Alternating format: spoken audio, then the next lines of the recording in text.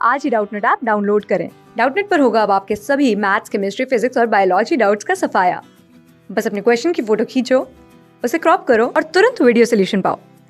Download now. Hello everyone, हमने अपने पिछले वीडियो में एक कहानी पढ़ी थी जिसका शीर्षक था पानी की कहानी। और इस कहानी के इस पाठ के लेखक रामचंद्र तिवारी जी हैं। अभी तक हमने इस कहानी के 3 भाग पढ़ लिए हैं और यह पाठ कक्षा 8 की पुस्तक वसंत से लिया गया है। इस पाठ में लेखक ने पानी की बूंद का मानवीकरण किया हुआ है। मानवीकरण का अर्थ होता है उसको मानव की तरह बताया गया है कि पानी की बूंद के जन्म से लेकर उसके पूरे जीवन चक्र की कहानी को लेखक रामचंद्र तिवारी जी ने इस पाठ में बताया है कि किस तरह से पानी कहाँ पे ऑक्सीजन और हाइड्रोजन और ऑक्सीजन से मिलकर बनता है और वह उसके अपने जीवन में वो कितनी उतार चढ़ाव देखता है। आइए अब हम इसका भाग 4 पढ़ते हैं। विचित्र है, जब मैं नीचे समुद्र की गहरी में तह में पहुंची तो देखा कि वहां भी जंगल है। हमने अपने पिछले वीडियो में देखा था कि जो पानी की जो बूंद है वो लेखक से बात करते हुए बताती है कि एक दिन मैं समुद्र में जा मिली और वहां पर समुद्र में मैं गहराई तक गई और मैंने देखा कि समुद्र में तो बहुत सब सिर्फ पानी ही नहीं बल्कि बहुत सारे जीव जंतुओं का निवास है और वहां पर तरह तरह के विचित्र जीव जंतु रहा करते हैं। और ओश की बूंद ने यही भी बताया कि वहां पर एक मछली है जिससे प्रकाश उत्पन्न होता है। तो लेखक उससे पूछते हैं कि कितनी विचित्र बात है। जब मैं और नीचे समुद्र की गहरी तह में पहुंची तो देखा कि वहां भी जंगल है। छोटे थिंगने मोटे पत्ते वाले पेड़ बहुतायत से उगे हुए। बहुतायत का मतलब होता है बहुत अधिक मात्रा में। वहां पर पहाड़ियां हैं, घाटियां हैं। इन पहाड़ियों की गुफाओं में नाना प्रकार मतलब विभिन्न प्रकार के जीव रहते हैं जो निपट, अंधे तथा महा आलसी है। तो अब वो ओश की बूंद लेखक को बताती है कि जब मैं समुद्र के नीचे और गहराई में पहुंची तो देखा वहां पर भी जंगल है और वहां पर मोटे पत्ते वाले पेड़ बहुत सारी मात्रा में पाए जाते हैं। वहां पर भी पहाड़ियां हैं और घाटियां भी हैं और पहाड़ियों की जो गुफाओं में उनमें विभिन्न प्रकार के जीव जंतु रहते हैं जो कि अंधे हैं और महा आलसी हैं। तो पानी की बूंद लेखक से बात कर रही है और कहती है कि यह सब देखने में मुझे कई वर्ष लगे।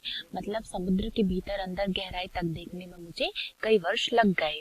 जी में आया मतलब मन में आया कि ऊपर लौट चलें, परंतु प्रयत्न करने पर जान पड़ा कि यह असंभव है। मेरे ऊपर पानी की कोई 3 मील मोटी तह थी। मैं भूमि में घुसकर जान बचाने की चेष्टा करने लगी। चेष्टा का मतलब होता है गलती करने लगी। यह मेरे लिए कोई नई बात ना थी। करोड़ों जलकण इसी भांति अपनी जान बचाते हैं और समुद्र का जल नीचे धंसता जाता है। तो वो पानी की बूंद लेखक को बताती है कि जब मैं समुद्र की बहुत गहराई तक पहुंची और जब मेरा मन हुआ कि मैं वापस ऊपर आ जाऊं तो उसने देखा कि यह तो असंभव है क्योंकि उसके ऊपर बहुत सारा पानी है। मतलब पानी की कोई 3 मोटी तह बन गई है।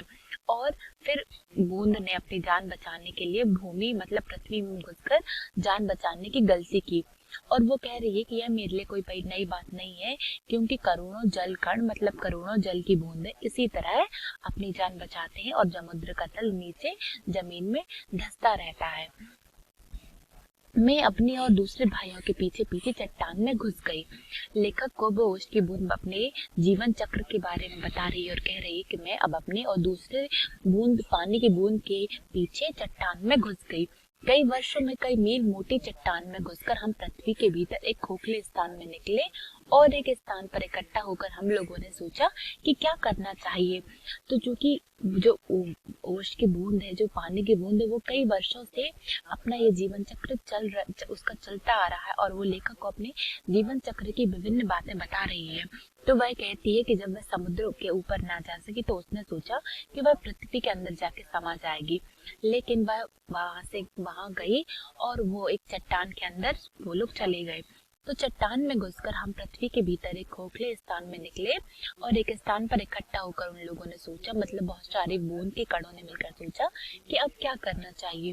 क्योंकि हमने पाठ के पहले पढ़ा था कि पाठ में इस लेखक ने इस पाठ में बूंद का मानवीकरण किया हुआ है। तो मानवीकरण का अर्थ है कि वो भी जिस तरीके से मानव रहते हैं, मनुष्य जो बात करते हैं, जिस तरीके से अपना जीवन व्यतीत करते हैं वैसे ही बूंद व्यतीत कर रही है और वो एक एक बात अपने लेखक को रामचंद्र तिवारी जी को बता रही है।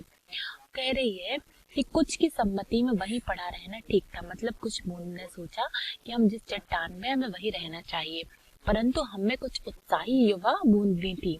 वे एक स्वर में बोले, हम खोज करेंगे, पृथ्वी के हृदय में घूम घूम कर देखेंगे कि भीतर क्या छिपा है।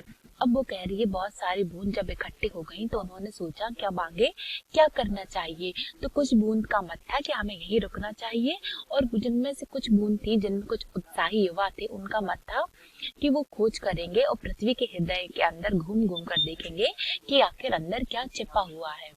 अब हम शोर मचाते हुए आगे बढ़े तो एक ऐसे स्थान पर पहुंचे जहां ठोस वस्तु का नाम भी ना था। शोर मचाते हुए मतलब जब नदी की आवाज, पानी की बूंदों की बहुत सारी बूंदें इकट्ठा मिलती हैं तो वो कल कल कल की आवाज करती हैं। तो वह आवाज करते हुए एक ऐसे स्थान पर पहुंचे जहां ठोस वस्तु का नाम भी नहीं था, जहां पर सब तरल और द्रव में था। बड़ी बड़ी चट्टानें लाल पीढ़ी पड़ी थी और नाना प्रकार की धातुएं इधर उधर बहने को उतावली हो रही थी। नाना प्रकार मतलब विभिन्न प्रकार की धातुएं अब यहाँ वहां हो रही थी। इसी स्थान के पास एक दुर्घटना होते होते बची। हम लोग अपनी इस खोज से इतने प्रसन्न थे कि अंधाधुंध बिना मार्ग देखे बढ़े जाते थे। इससे अचानक एक ऐसी जगह जा पहुंचे जहां तापक्रम बहुत उच्च था, मतलब पृथ्वी का एक ऐसा हिस्सा जहां का तापमान बहुत ज्यादा अधिक था। तो वो आने की जो बूंद थी वो वहां पर पहुंच गई। अब यह हमारे लिए असहनीय था। तो पानी की बूंद लेखक से कहती है कि वहां का तापक्रम बहुत ही ज्यादा था, इसलिए वहां पर रहना हमारे लिए असहनीय था। हमारे अगवा कांपे। अगवा का मतलब होता है नेता। तो हमारे जो नेता थे वो कांपने लगे और देखते देखते उनका शरीर ऑक्सीजन और हाइड्रोजन में विभाजित हो गया। मतलब पानी के कारण हम जानते हैं कि जहां पर ज्यादा ताप होता है वहां पर जो पानी होता है वो भाप के रूप में बन जाता है, वो गैस। तो यहाँ पर भी जो उनके नेता थे, पानी की बूंद थी, वो भी धीरे धीरे तापक्रम के कारण, बढ़ते तापमान के कारण वाष्प में बदल गई और वो ऑक्सीजन और हाइड्रोजन गैस में विभाजित हो गई। इस दुर्घटना ने मेरे कान खड़े हो गए। मैं अपने और बुद्धिमान साथियों के साथ एक और निकल भागी। तो अब जो बाकी की जो बूंद थी वो इन सब दुर्घटना से वो लोग डर गए। अब वो मैं अपने और बुद्धिमान साथियों के साथ एक और निकलकर भागी। अब हम लोग एक ऐसे स्थान पर पहुंचे जहां पृथ्वी का गर्भ रह रहकर हिल रहा था। एक बड़े जोर का धड़ाका हुआ। हम बड़ी तेजी से बाहर फेंक दिए गए। अब हम ऊंचे आकाश में उड़ चले। इस दुर्घटना से हम चौंक पड़े थे। तो लेखक को अब पानी की बूंद बता रही कि अब वो लोग एक ऐसे स्थान पर पहुंचे जहां पर पृथ्वी का गर्भ रह रहकर हिल रहा था। मतलब वहां पर जो तापमान था वहां पर ज्वालामुखी फट रहा था। तो वहां पर से किस तरीके से जो पानी की बूंद थी उनको तेजी से बाहर फेंक दिया गया। अब जो पानी की बूंद थी वो ऊपर आकाश में उड़ चली और वो इस दुर्घटना से चौंक पड़ी थी। पीछे देखने में ज्ञात हुआ कि पृथ्वी फट गई है और उसमें धुआं, रेत, पिघली धातुएं तथा लपटें निकल रही हैं। ऐसा तब होता है जब ज्वालामुखी फटता है। तो लेखक ने इस पाठ में ज्वालामुखी के फटने का दृश्य बताया है कि जब ज्वालामुखी फटता है तो पृथ्वी फट जाती है और उसमें धुआं, रेत और पिघली धातुएं तथा लपटें निकल रही हैं। यह दृश्य बड़ा ही शानदार था और उसे देखने में बार बार इच्छा होने लगी। तो जो बूंद है, ओश की बूंद कह रही है कि जब ज्वालामुखी फटने का दृश्य बड़ा ही शानदार था और उसे देखने की इच्छा बार बार हो रही थी। लेखक कहते हैं कि मैं समझ गया तुम ज्वालामुखी की बात कर रही हो। ओश की बूंद कहती है, हाँ, तुम लोग उसे ज्वालामुखी कहते हो। अब जब हम ऊपर पहुंचे तो हमें एक और भाप का बड़ा दल मिला। हम गरजकर आपस में मिले और आगे बढ़े। पुरानी सहेली आंधी के भी हमें यहाँ दर्शन हुए। वह हमें पीठ पर लादे कभी इधर ले जाती कभी उधर। वह दिन बड़े आनंद के थे। हम आकाश में स्वच्छंद किलोले करते फिरते थे। और फिर ओश की बूंद बताती है कि जब वो ज्वालामुखी पार करके तो उन्हें आगे जाके एक भाप का दल मिला, क्योंकि भाप भी पानी ही होती है। तो वो कहती है हमें भाप का एक बड़ा दल मिला और हम गरजकर आपस में मिले और आगे बढ़े। और उन्हें वहां पर आंधी में मिली, क्योंकि जब आंधी आती है तो हम देखते हैं पानी की जो कुछ बूंदें होती है वो आंधी जिस दिशा में चलती है वो पानी की बूंद भी उसी दिशा में चली जाती है।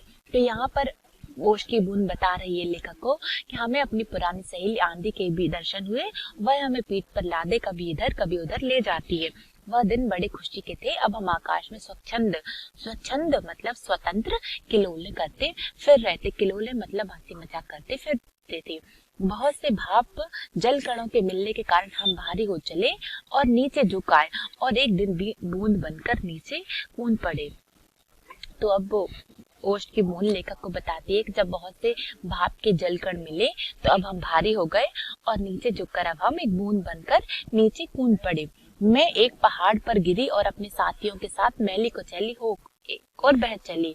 पहाड़ों में एक पत्थर से दूसरे पत्थर पर कूदने और किलकारी मारने में जो आनंद आया वह भूला नहीं जा सकता। तो जो ओश की बूंद थी वो अपनी प्रसन्नता का बखान करते हुए कहती है कि जब वो पहाड़ पे जा गिरी तो एक पहाड़ से दूसरे पहाड़ पर जाकर उसे जो खेलने में जो आनंद आ रहा था वह भूला नहीं जा सकता। अब वो आगे कहती है कि हम एक बार बड़ी ऊंची शिखर पर, उस शिखर का मतलब होता है चोटी, तो एक बार हम बड़ी ऊंची चोटी पर से कूदे और नीचे एक चट्टान पर गिरे। बेचारा पत्थर हमारे प्रहार से टूटकर खंड खंड हो गया। तो हम जानते हैं कि पानी का प्रवाह बहुत तेज होता है। पानी की जो धारा होती है वह बड़े से बड़े पत्थर और चट्टानों को भी काट देती है। तो वो कहती है कि हम जब एक बहुत सारे पानी की बूंद मिलकर जब पत्थर पर गिरी तो उनके प्रहार से वो पत्थर टूटकर खंड खंड हो गया। यह जो तुम इतनी रेत देखते हो, पत्थरों को चबा चबा कर हमें बनाते हैं। जिस समय हम मौज में आते हैं तो कठोर से कठोर वस्तु हमारा प्रहार सहन नहीं कर पा सकती।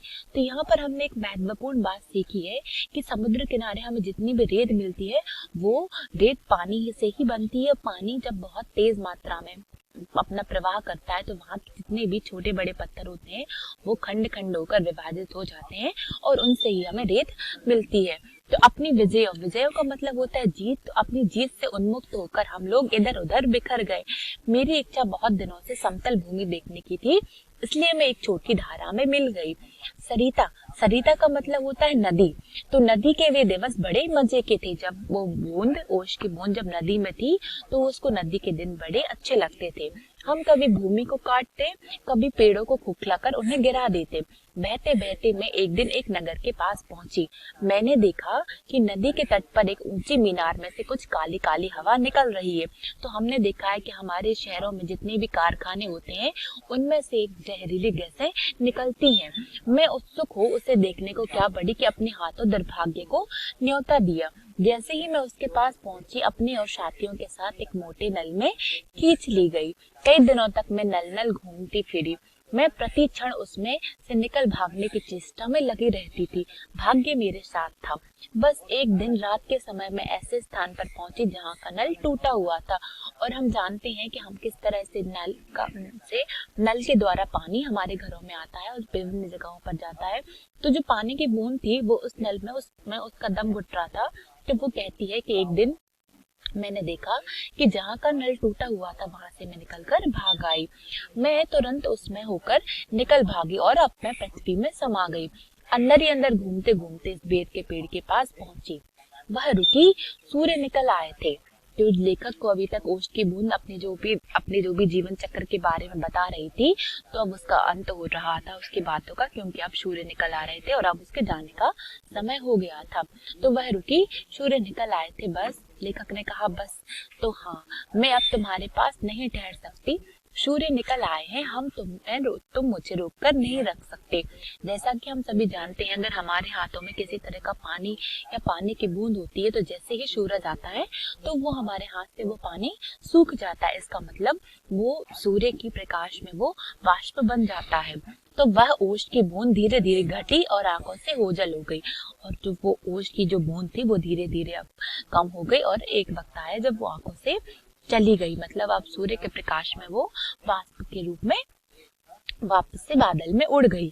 तो इस पार्ट में हमने देखा कि लेखक ने हमें बताया है कि किस तरह से पानी की बूंद के जन्म से लेकर उसके पूरे जीवन चक्र की कहानी हमें बताई गई है। हाइड्रोजन और ऑक्सीजन से मिलकर बनी ये छोटी सी पानी की बूंद अपने जीवन में कितना लंबा सफर तय करती है। कभी समुद्र में जाती है, कभी वाष्प बन के हवा में उड़ जाती है और कभी किसी नदी में चली जाती है, कभी किसी पेड़ की जड़ में समा जाती है। तो लेखक ने हमें इस पार्ट में हमारे बूंद का मानवीकरण करते हुए हमें कितनी अच्छी अच्छी बातें बताई कि किस तरह से ऑक्सीजन और हाइड्रोजन से मिलकर पानी का निर्माण होता है और एक वक्त पर जाकर वो फिर से वापस से गैस में तब बदल कर वापस आसमान में भाप बन के उड़ जाती हैं और किस तरह से ज्वालामुखी फटता है ये भी हमने इस पाठ में पढ़ा है। अब हमारा यह पाठ यहीं पर समाप्त होता है। धन्यवाद। क्लास 6 से 12 से लेके नीट, IIT, जेई मेंस और एडवांस के लेवल तक 10 मिलियन से ज़्यादा स्टूडेंट्स का भरोसा। आज ही डाउनलोड करें डाउटनेट ऐप या व्हाट्सएप कीजिए अपने डाउट्स 8400 400 400 पर।